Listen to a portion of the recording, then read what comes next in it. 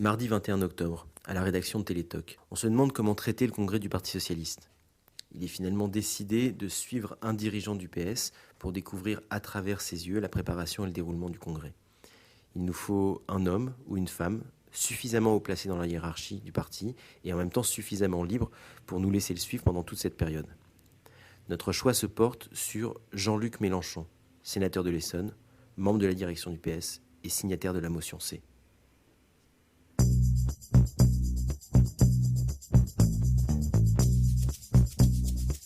Je m'appelle Mélenchon, mon nom ne sert pas à faire des plaisanteries.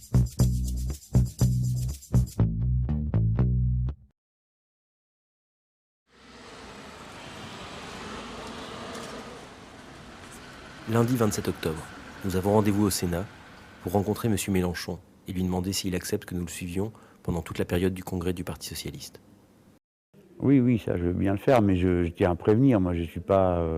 je suis un guide engagé, hein, donc moi je regarde le congrès avec mon propre regard, je ne suis pas un commentateur extérieur à tout ça, quoi. Hein. Donc il y a les gens que j'aime pas, les idées que j'aime pas, les gens que j'aime, les idées que j'aime, et il n'y a pas de... Je ne suis pas impartial, comme on dit, à supposer que quelqu'un arrive à y être, mais enfin, c'est assez à la mode de se donner comme impartial, au-dessus de la mêlée. Moi je ne suis pas au-dessus de la mêlée, je suis dedans. Bon, ça y est, M. Mélenchon a accepté de nous servir de guide pour le congrès du Parti socialiste. Alors commençons à planter le décor. Jean-Luc Mélenchon naît en 51 à Tanger au Maroc. À 11 ans, la famille arrive en France et très vite s'installe dans le Jura. Puis c'est mai 68 et les premiers pas du jeune Mélenchon en politique au sein des comités d'action lycéens. 2 ans plus tard, il part à Besançon faire des études de lettres et de philosophie, rentre à l'UNEF et rejoint les trotskistes de l'OCI. Bon, j'étais militant étudiant, et puis en 74, je suis encore leader étudiant. Mais 74, c'est une élection présidentielle, celle de Mitterrand. Et donc moi, j'ai fait la campagne de 74 avec essentiellement les communistes de Besançon. Et bon, assez rapidement, la divergence s'est creusée avec le mouvement trotskiste. Et puis déjà, bon, moi, mon ancrage, c'est la République, quoi. Alors donc, c'est pas tout à fait compatible avec les soviets. C'est pas la même chose. 1977, retour dans le Jura. Mélenchon rejoint le Parti socialiste de François Mitterrand. C'est les années du programme commun et de l'union de la gauche, celle précisément dont le Parti communiste ne veut plus. Quand il y a eu la rupture de l'union de la gauche, moi, avec mes amis localement, on dit bon allez, on va faire un meeting. Donc on va à la plus grande salle de la ville. Alors bon, les anciens ils disaient bon, on pourrait peut-être prendre une salle plus petite, faut pas exagérer. Bon, ah non, on va s'expliquer devant les masses. Bon, et nous la partie à nous expliquer devant les masses. Et les gens sont venus par centaines. Non, moi j'ai vu à 2 ou 3 reprises dans ma vie le peuple français investir la politique en masse, dans les détails.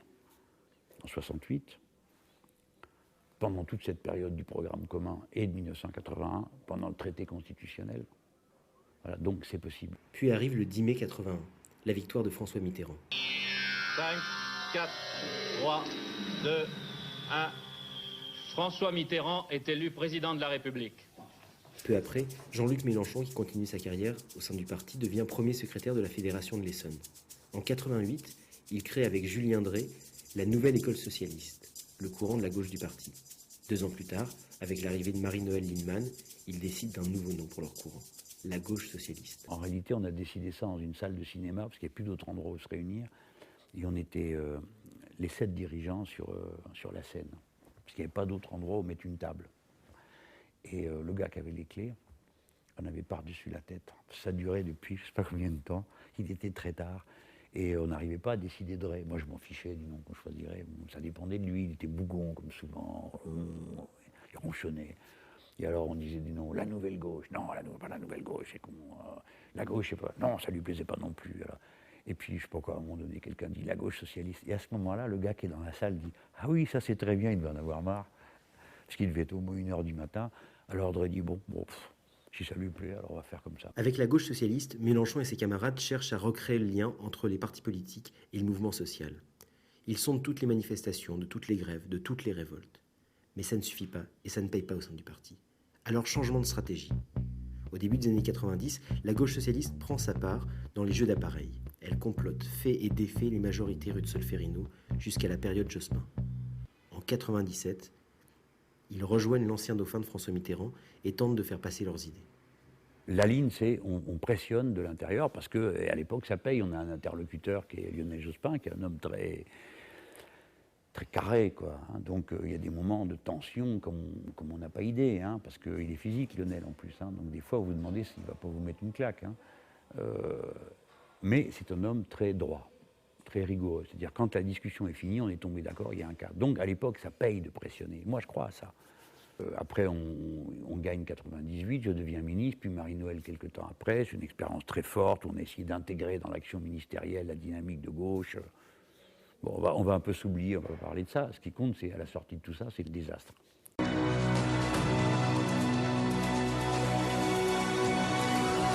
En tête, Jacques Chirac, 20% des voix. Énorme surprise, Jean-Marie Le Pen semble devoir être le second avec 17% des voix.